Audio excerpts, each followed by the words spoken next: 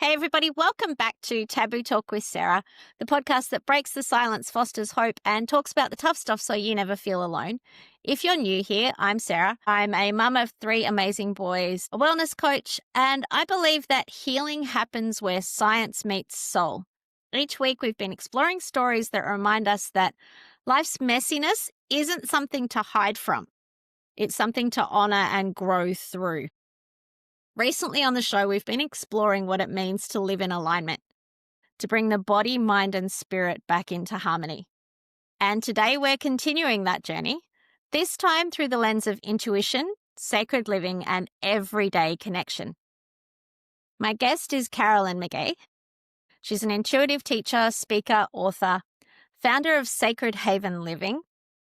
Carolyn helps people reconnect to their inner wisdom and embody divine guidance in practical, everyday ways. She's also a fellow member of the Shine Circle, a community of women who show up fully, support one another deeply, and celebrate each other's light. Carolyn, welcome. I am so glad you're here. I am so excited for this conversation. Thank you. Now, you've built a big body of work around sacred living and intuitive alignment, but I'd love to start with your story. What got you living in your intuition?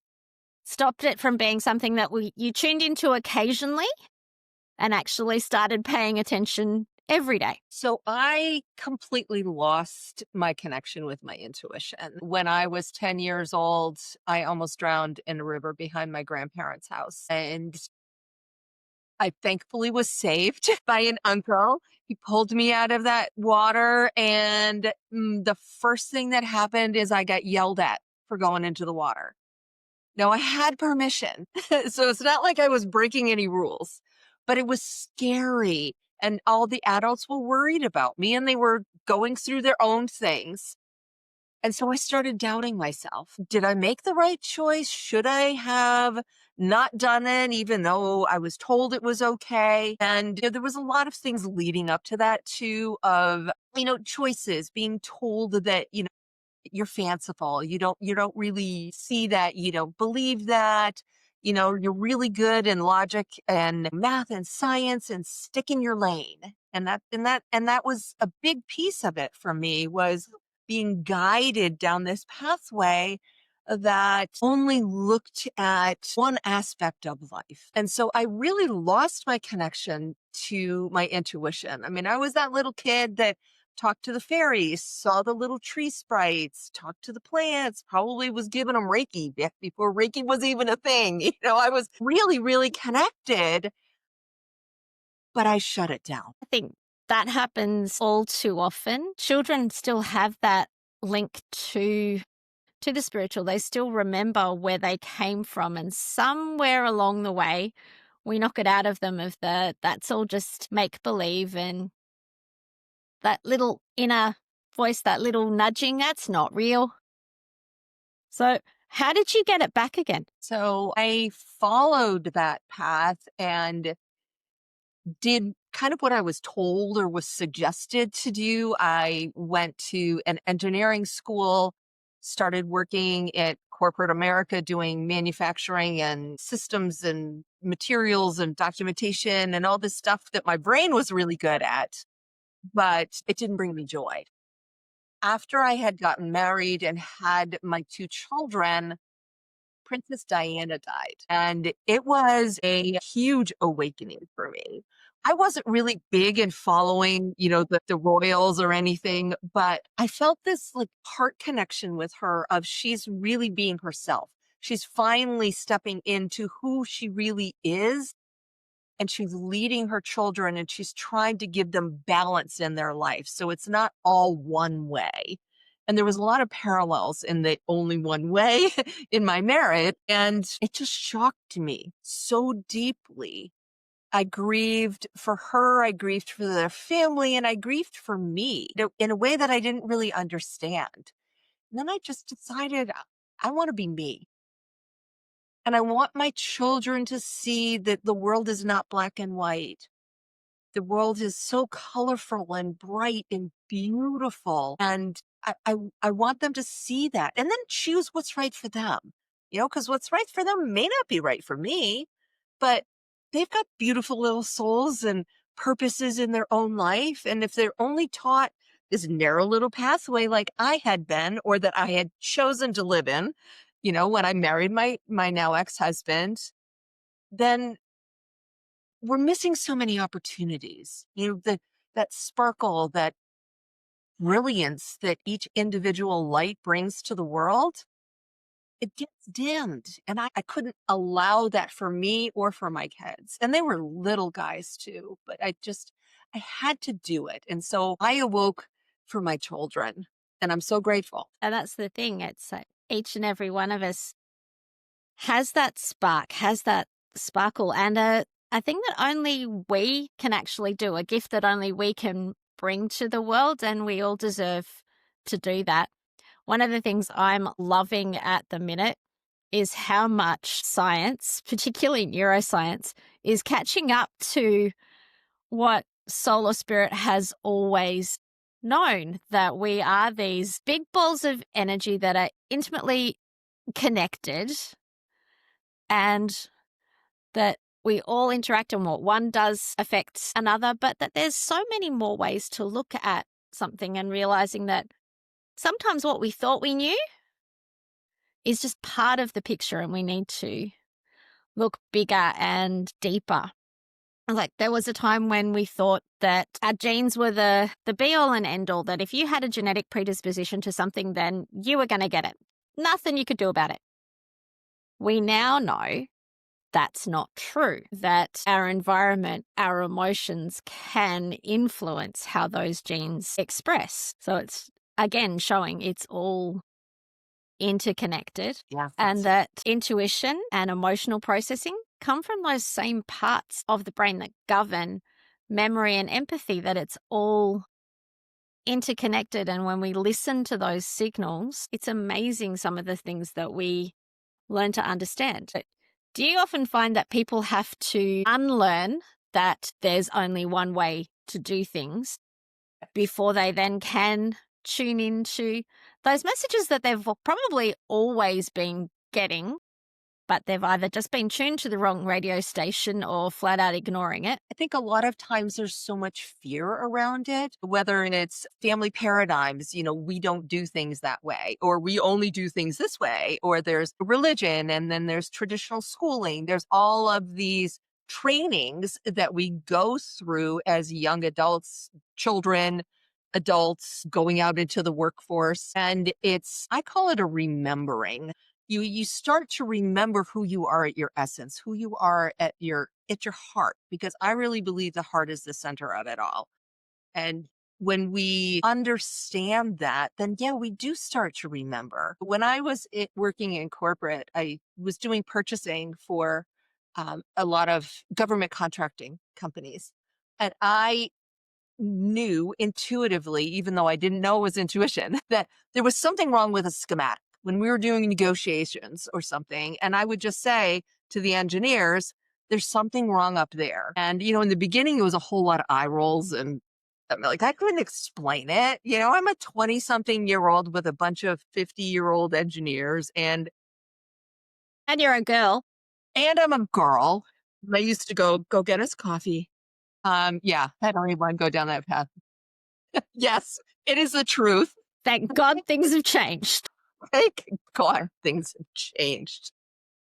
But they listened to me, and they would take a look at it, and there was always something wrong with that section. And it was something small that, that easily could be missed. And after a while, they'd just be like, so what section of the schematic do we need to look at now? And it started me trusting myself. Now, I didn't really trust myself and start understanding what it was, until many years later. But there was this, I was doing it unconsciously. So that's a remembering of, we've got these abilities. And I didn't even remember I did that until I started remembering intuition. And then all of a sudden I'm like, I have been doing this all along. Yeah. You remembered who you were. Mm-hmm.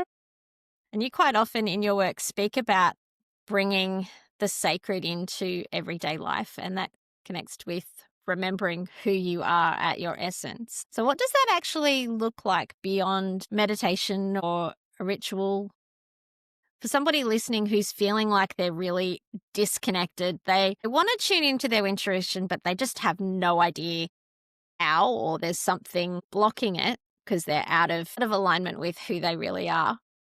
What's one small shift that they could make to reconnect with that guidance? So I believe that nature is here to support us. Of course, we're here to support nature too. But when we're talking about connecting into our inner essence, connecting into intuition, remembering who we are, shedding those old paradigms, the best way for me to do that is to get outside. And it doesn't need to be anything crazy. For me, I'm a huge gardener. So I will go out and deadhead my plants. It's kind of like a moving meditation. I'm taking care of the plants, I'm nurturing them, and I'm also stilling my mind. Or I will go out and hug a tree. Now, I'm really fortunate where I have two massive oak trees and one massive maple tree in my backyard. And I can just go out there and kind of feel the energy. One of the things that a lot of people don't know is that the over canopy of a tree is the same size as the root system. So nature right there has balance. And if you go out under a tree, you're automatically balancing yourself. You're pulling in from the over canopy and you're pulling in from the root system. And that's a balance. That's as above, so below. You know, balancing it all and just listening to the breeze. We use all of our senses, and when we get so wrapped up in this logical thing, we're not really seeing, we're not really hearing the messages that are available to us. We're not really even feeling. So it's just, how do we do that? Get outside, feel the earth on your feet. My kids make Take your fun, shoes off take your and shoes run in off. the grass. I do that even when it's winter because I need that connection. I need to feel the earth, or grab a couple crystals and bring them into your home. Have indoor plants if you can't have a garden. Just do something where you are bringing in that energy of Mother Earth, because it settles us. It allows us to remember who we really are. And so much of it now, like just everyday life, we're so busy and so caught up, and so many people are spending so much time indoors on computers under artificial light that they never get that. And it's starting to cause a whole bunch of health problems. So, the simple solution, remember what life was like before we had all of these amazing fancy gadgets, or what you were like when you were a kid. Now, okay, it could be the generation that we belong to. We spent a lot of time outdoors and up trees, but I think we could benefit from remembering that and just getting out and connecting with nature, and also connecting with other people, because there's so often that we spend very little time in that face-to-face real connection. Which brings me to my next question for you. We're both part of the Shine Circle, and I know for myself what a difference being part of a community, whether it is online or in real life, Mhm. has made. So, how important do you think community has been for you, but also how important community is in general? Community is one of my core values. Connection, collaboration, community, and they change their order all the time. I was blessed to be raised by a mom who had three sisters. They were all in the education field. They all went home to mom every summer with all of their kids. We're talking back in the 60s and 70s. So it was, the guys worked. It was the way it was. And everybody else, we had community. We all slept in the upstairs of the barn. We ate lunches outside. We ran over 7 acres of land. And if one of the parents said jump, we all said how high. It did not matter who it was, because they were all the adults, and we all played together and we figured out a way to make it work. And it really instilled this deep sense of community in me. And from there, every place that I've gone, I have either joined communities or created communities, running women's networks, or we're going to go learn how to paint. There's a group I belong to called the Bucket List Buddies. We do things that are on bucket lists as and we're all business owners. We're all women business owners. So it's an opportunity to do something that's fun and outside that got to get, business done, or it's a different type of connection. And it's so important. And the Shine network that you mentioned, it's being with like-minded people who are at the same energetic level, or maybe a step behind or a step ahead. It's empowering, it's positive, and it's life altering. There is definitely something amazing about being in a group of people that you can just go blah and they get it. Like, you don't have to, you can be talking about anything, like experiences that you've gone through. Quite often it'll be like, member of our group is going through grief at the moment, having just lost her mum. And some of us have been there. So it was like, I love that I can say, I know that absolutely nothing I can say is going to make you feel better. But anytime you want to tell me about your mum, go ahead, because I will sit here and I will listen, because I know that for me, being able to talk about her after made it that little bit easier. And then I know in my life now, there's a wonderful woman who's part of my church community, and she's about the same age as my mum, and a lot of things, she just somehow makes me miss my mum less. Even if it is just every once in a while, she'll come up with some smart aleck comment that I go, yep. I love that.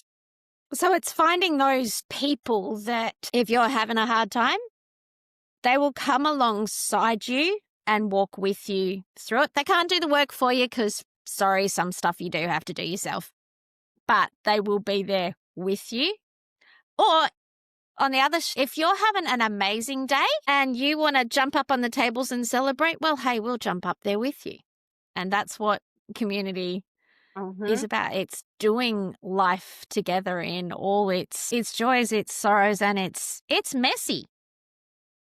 But messy can be fun. It doesn't have to be. I think some of the biggest opportunities for growth are messy, or they're painful or confusing. But when we get to the other side of it, or when we allow ourselves to move through it, then there's such a huge gift on the other side. Yes, a friend of mine, you possibly know it, Jackie Wilkinson. Mhm. She calls it post-traumatic growth. Yeah, I like that. We go through a whole bunch of stuff, but we grow through it. And we might not be able to change what happened, but we can change how we view it. We can change what we do with it. So you've also written a little bit about divine timing and trusting that life unfolds exactly as it should be. So how do you keep that balance between surrender and action, between faith and trust and just doing the work? A lot of faith, a lot of trust, a lot of belief in myself and the people that I've chosen to surround myself with, and sometimes a few temper tantrums, to be honest. It's like I have this process that I call tap and rant. So tapping is EFT, it's emotional freedom technique. You tap on meridian points for people in the audience who aren't familiar with it. And I need movement. So I will pace and freeform consciousness, just say whatever is on my mind and tap. A lot of times when I'm in that state, I'm just tapping at the points underneath the collarbone are the grief points. And, sometimes it's grief because of a change, a move, a loss of a relationship, illness, whatever it is. But a lot of times it just comes right down to grief. And so that movement of releasing my attachment to it being done a certain way or in a certain time, that's really what does the most for me. It's and allowing in something that's most likely better than I could have ever imagined. There's a lot of trust in that God has a plan. And And it's I not know working when for me right now. sometimes I wish he'd let me in on it. And other times, I wish I didn't have to learn my lessons via the cosmic boot up the backside, or at least that he'd take his steel caps off when he does it. Yes. But I have always found that when I go through that, like no matter what the situation, there is always something good to be found in it. Mhm. Sometimes we just have to look a little harder, look a little longer, And and have then, that patience too. yeah. And patience is hard for some of us. My now 9-year-old son, we were standing in line somewhere. This was quite a little while ago. And I said, "No, we just have to wait. But I don't know how and I don't want to learn." Yes. Yeah. Yep. Absolutely. I have learned that I can't say, I want to learn how to be more patient because then I get opportunities to practice patience. So I have changed my phrasing to, I am accepting of divine timing or something because I was just asking for all of these growth opportunities and it was pretty painful, to be honest with you. Careful what you wish for, you just might get it. Yep, And yes, you absolutely. ask for patience and you get given opportunities to practice. Yes, I was. But see, now you've learnt that lesson and you know that you need to watch your words because they have power. So, what is it that's lighting you up right now? So I mentioned that, I'm really good in math and science and analysis and all of those, I guess, brain things, logic. And, I worked at corporate for 25 years. I really am good at producing. And then I learned or remembered how to tap into my intuition, how to use that spiritual aspect. And I went through this really interesting phase of almost like a pendulum. So I went way, I was living in this world of logic and analysis. And then I went way over into the spiritual field where like I was forgetting to buy groceries. I was, I was like in this trusting God, everything's going to be taken care of me, weird energy because I'm still a human. I still need to take care of myself and everything. Yep. And what lights me up now is that beautiful ebb and flow that goes between producing energy and creative energy. It's really that intuition and the logic because we all need both. And when we live too far in one or the other, we really are out of balance. We're not living authentically. We're kind of living in just a compartmentalized part of our energy. We're not bringing forth everything that we're capable of. And I've been really doing a lot with women who are, entrepreneurs. I have 2 businesses and they want to understand how to bring all that data together to make decisions. And I realized that I was living in, like I said, I was living in this lane, I was living in that lane, but I wasn't pulling it all together. And it's so fun to be in that space where you can have those spiritual awakenings. You can have the intuitive hits and you can validate them using kinesiology. And then you can get the spreadsheet and put it all together and have so much confidence in what you're deciding that it's easy to go ahead with it. It's when you find that balance between science and spirituality and realize that that is not an either or conversation. It's a both and. And they work really well when you use them both together. I think that's how they were kind of designed to be. Mhm. Yeah, and there's, I was just at a spiritual expo this weekend and it was fascinating. There was a lot of people who were just opening up. And so they were there to, to explore and to learn, but all of their questions were kind of like analysis type questions. And then there's few people that were so in the spiritual world that they actually missed lectures they wanted to go to because they couldn't keep track of time. So it's like these extremes without that aren't really completely serving anyone. because they're just not really embodied. They're not in that moment where they can make that next right step and do all the opportunities that are available for them. Yes, we need to find that balance, not be too, for want of a better way to put it, not be too woo and out there and not be Mhm. too science geeky, this has to be. Mhm. We need to find that balance between the two. And when we look at nature, when we look at systems, they're all cyclical, they all connect, they all exist in balance and harmony. Even the basic systems in the body that keep us alive, they are all based on the idea of balance and harmony, that they all work together. And if one of them's out of whack, it causes problems somewhere else. But it's easy to forget that. Very easy. Okay, so you've been watching the show for a little bit, so you know that there's a question coming on the what do we need to talk about?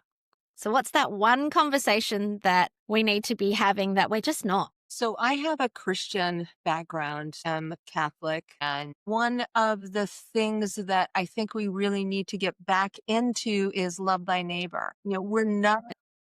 Mm, And when we say love thy neighbor, we do not just mean the people who are exactly like you. yes, exactly. And I'm going to paraphrase because I don't remember exactly how it is, but it's like, whatever you do to the least of you, you do to me. Again, I don't have the exact thing, but it's It's in really, John. yeah, And whatsoever you do for the least of these brothers and sisters of mine, you do for me. And he talks about how when he was starving, you brought him in and fed him. When he was naked, you clothed him. All those sorts of things. And they're going, but we didn't do anything for you. It's like, no, but you did it for all these for other. everybody. Yeah. Yeah. And it's seeing through our hearts rather than seeing through our logic or even our eyes. Because yes, we can see the differences. Your hair color is different than mine. There are people who have a different colored skin. There's people who have different beliefs. There's people who have gone to college and not gone to college. There's people who start businesses and want people who want to work for somebody else. There's all different types of people that make our world so unique and beautiful. And if God had really intended us to all be the same, we'd be the same and we wouldn't be, you know, it's like, I really believe that. And world that we're living in now has forgotten that in a lot of ways. Even some of my very close friends, we don't talk about things that are happening in the world because our hearts care enough about each other to not get into it. But I think we really need to. We need to open up those wounds or those differences and acknowledge them and start accepting people for their hearts, who they really are, their truest essence, not what they look like or what they do for a living or where they live in the world, because that's not loving your neighbor. When we start having those conversations, we just might realize we have a lot more in common and a lot more that unites us than Mhm. those seemingly small differences that divide us. Yeah. And it's I don't care what your political beliefs are. I don't care what your nationality is. I don't care what your spiritual beliefs are. I care if you're a good person and how you treat other people. Because, like you, it was you treat other people how you want them to Mhm. treat you, Yes, and everyone is your neighbor. absolutely. And I think that piece of that keeps me going is everything is infinite. There's more than enough for everybody. It's not they can't have it because then there won't be enough for me. There's more than enough of everything, of life, of resources, of love, of good health. It's abundant. And whether you believe in God or some other energy, it's there. It's available, and we don't need to take from other people in order to have what we want. Because there is enough for everyone. Mhm. Yes, And if you absolutely. look at the church, how it was described in Acts, was that they They gathered together daily. They shared of what they had for the good of all. Even there was a part where widows and orphans were struggling. And it's like, well, okay, we need to feed them. We need to look after them. And then they in turn looked after other people. So it all goes around. And Hmm. when we look after each other, Yeah. things tend to be better. Absolutely do. I was the lead author on a collaboration book, and the image that I picked for the front cover has the ripples, the drop, and then it just ripples out. And that's really what I live in, and what I believe is that one person can make a difference. Talking about kindness, caring, love, that everything is infinite. We radiate that out and it impacts all the people around us. And we truly, from that point of light, from that point of love, change the world one person at a time. I think that's what we're all called to do, is to shine our light and to share that love. And I want to thank you so much for all you're doing to do that. Now, if people wanted to connect with you, what's the best way for them to do that? So there's actually two ways. Facebook, you can follow me on Facebook or connect with me there or send me a direct message. Um, it's Carolyn McGee 444. That's my angel little reference there. Or on my website, which is carolynmcgee.com. Just because I'm curious, the book you mentioned, what's it called? Of course, you've got it right behind Of you. course, I've got it here. It's called Inspired Living, and it is a collaboration because that is one of my core values. And this is about each individual's journey to overcome an obstacle and really step into their truest essence. For me, I believe intuition is our own secret superpower. It shouldn't be secret, but it is. And so my story is about getting into that and how do I live authentically. And they are have little tools at the end. Sometimes it's a meditation or piece of energy work for people to expand their own abilities to live inspired. Sounds pretty amazing to me. Thank you. And I'm half tempted to ask you if you wanted to give us a little example of one of those techniques that you practice through the book, or just in the work that you do, just something quick to get us centered and grounded and ready to live inspired again. Yes. So my favorite exercise is what I call the heart test. And our hearts are our most intuitive muscles. It will always tell you the truth. And I'm not talking about, the romantic love, I'm pining for somebody, but I'm talking about your heart chakra, your heart, the center of your body. And if you think about something that makes you feel joyous, that makes you feel loving, I always think about my kids. My heart expands. I feel really good. I feel warm. I actually feel sometimes like I want to be an angel and spread my wings out there. It just everything opens up. Now, if I think about something that doesn't bring me joy or that is bad for me, I always think about cigarettes because they almost killed my dad. So it's like I have a very clear no on cigarettes, and everybody's got a no. And when I think about them, I want to hug myself and hide myself and protect my heart. So that's a no. And it's an easy test for, is something good for me? Is something not good for me? Am I being in alignment with my life? Is this something good for me to do? Is this, I have this weird feeling about this person. Is it true? When you invited me on the podcast and like, is this good for me? I'm like, yeah, this is good. It's a beautiful way to learn how to trust your own energy. And you don't need a tool. You don't need, well, you've got your heart, but it's always with you. It's always with you. So you can do that in any time that you want to. And the more you practice it, the easier and the quicker the answers come. Remembering to listen to our hearts, because they tend to guide us fairly well. Yes, they do. As long as we listen. Yes. Listening is a skill. You can practice it. You can learn to listen better. Absolutely. That's Yeah. another practice, right? Yeah. So I want to thank you so much for being with us today and for sharing your wisdom, your heart, and your light. So you've reminded us that our intuition isn't something mystical and out there. It's something that we have in us and with us all the time. It's our built-in guidance system. We Mhm. just need to slow down and listen to it long enough so we can actually understand what it's telling us. Now, if you've ever felt disconnected, uncertain, that you've forgotten your own inner voice, let this be the nudge you need to pause, breathe, and listen. You have the answers within you, so keep living like it matters. Make every day sacred and carry that wisdom forward in how you love, how you serve, how you show up for one another. Thank you for being with us. I'm Sarah Jordan Ross, and this has been Taboo Talk.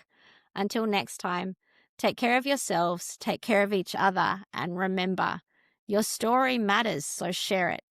It might be the one that makes a difference for someone else. For now.